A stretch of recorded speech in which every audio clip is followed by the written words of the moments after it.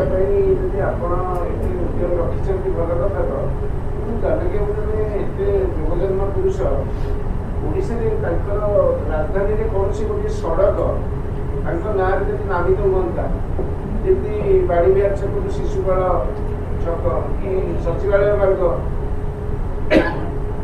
ଜାନକୀ ବାବୁଙ୍କ ସ୍ମୃତିରେ ଗୋଟେ ରାସ୍ତା ସରକାର କେମିତି କରିବେ, ଟିକେ ତାର ଉଦ୍ୟମ ହେଲେ ଭଲ ହୁଅନ୍ତା। ହଁ, ବହୁ ମାନ୍ୟଗଣ୍ୟ ବ୍ୟକ୍ତି, ବହୁ ପୂର୍ବତନ ମନ୍ତ୍ରୀମାନଙ୍କର ସେ ପ୍ରତିମୂର୍ତ୍ତି ସ୍ଥାପନ କରାଯାଇଛି। କାହିଁକି କେଜାଣି ଜାନକୀ ବାବୁଙ୍କର କରାଯାଇ ନାହିଁ, ସେ ପ୍ରଶ୍ନର ଉତ୍ତର ମୁଁ ଦେଇପାରିବି ନାହିଁ। ତେବେ ସ୍ମୃତି କମିଟି ତରଫରୁ ବର୍ତ୍ତମାନ ଅନୁରୋଧ କରାଯାଇଛି ସରକାରଙ୍କୁ ଯେ ଯେଉଁ ଆମର ଷ୍ଟାଡ଼ିୟମ୍ ଅଛି କିମ୍ବା ଯେଉଁ କଳିଙ୍ଗ ଷ୍ଟାଡ଼ିୟମ୍ ଷ୍ଟାଡ଼ିୟମ୍ ବା ଏକାମ୍ର କାନନରେ ତାଙ୍କର ପ୍ରତିମୂର୍ତ୍ତି ସ୍ଥାପନ କରିବା ପାଇଁ ଅନୁମତି ଦିଆଯାଉ। ଯଦି ସରକାର ନ କରୁଛନ୍ତି ତାହେଲେ ଆମକୁ ଅନୁମତି ଦିଆଯାଉ, ଆମେ କରିବୁ।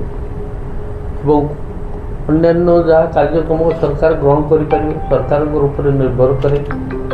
ସେ 14 ବର୍ଷ ଧରି ଓଡ଼ିଶାର ମୁଖ୍ୟମନ୍ତ୍ରୀ ଥିଲେ ଏବଂ ତାଙ୍କର ଯେ ଅବଦାନ ଓଡ଼ିଶା ପ୍ରତି ନାହିଁ ସେପରି କହିହେବ ନାହିଁ।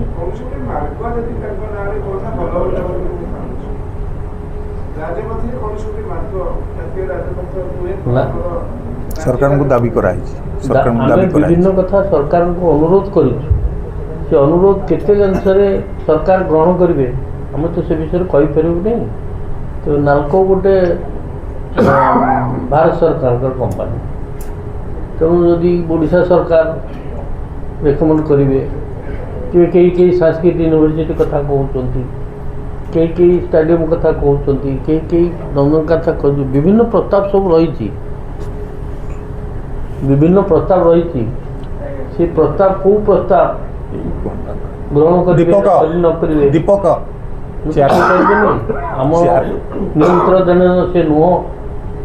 ଆମର ଅନୁରୋଧ କରିବୁ ଆପଣମାନଙ୍କର ଯେଉଁ ପ୍ରସ୍ତାବ ଆସିବ ତାକୁ ମଧ୍ୟ ସରକାର ସାଙ୍ଗରେ ଆମେ ଉପସ୍ଥାପନ କରିବୁ। ସରକାରଙ୍କ ଉପରେ ନିର୍ଭର କରେ ଯେ ଜାନକୀ ବାବୁଙ୍କୁ ସେ ସମ୍ମାନ ଦେବେ କି ନାହିଁ, ସେଇଟା ତାଙ୍କ ବିଚାରାଧୀନ।